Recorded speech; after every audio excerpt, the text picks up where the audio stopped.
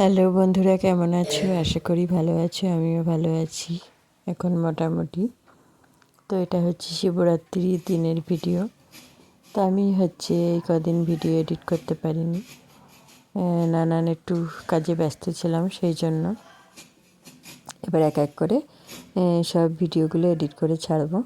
এখন আমি গ্রামের বাড়িতে এসেছি। গ্রামের বাড়িতে এসে যে ঠাকুর, আমাদের শিব ঠাকুর আছে, বাবার মাথায় ঘরেই আমরা তিনজন মিলে জল ঢালবো।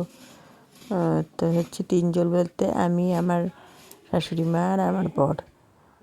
ও আমার সাথে উপোস করে, তো ও ঢালবে, যে ঢালছে। আর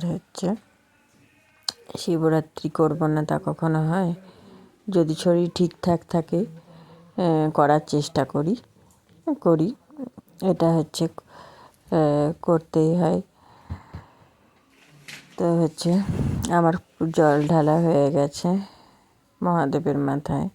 এবার আমার শাশুড়ি মা ঢালছে।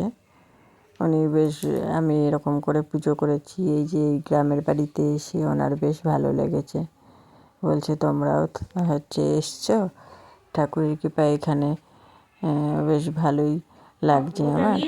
আর এখানেও পুজোটা তোমার করা হলো, আর আমাদের তিনজনেরই একসাথে করা হলো, সবার একসাথে, বেশ ভালো লাগছে। ওই যে পড়েছে ওইগুলো। তো অন্যবার ওইখানে থাকি কলকাতায়, এবারে এসছি একটু ঘুরতে এসছি।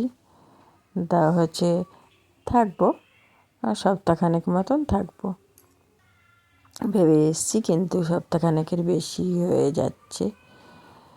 দেখি এবার যাওয়ার পালা। ভালোই লাগে গ্রামে এসে। গ্রামের পথ ঘাট, পুকুর, গাছপালা, এত সুন্দর লাগে গ্রামের দৃশ্য। তোমার কাদের ভালো লাগে কমেন্টে বলো। আমার ভালো লাগে, তবে সব সময়ের জন্য না। এই যে মাঝে মাঝে আসি, ঘুরি ফিরি, এটা ভালো লাগে, তাই না? গ্রামের রাস্তায় আমরা শহরে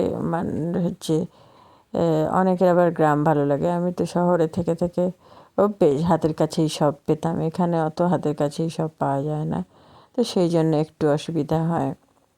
একটা জিনিস কিছু আনতে গেলে সেই বাজারে সাইকেল নিয়ে যেতে হয়, নাহলে টোটো করে। তো চলো বন্ধুরা, টাটা।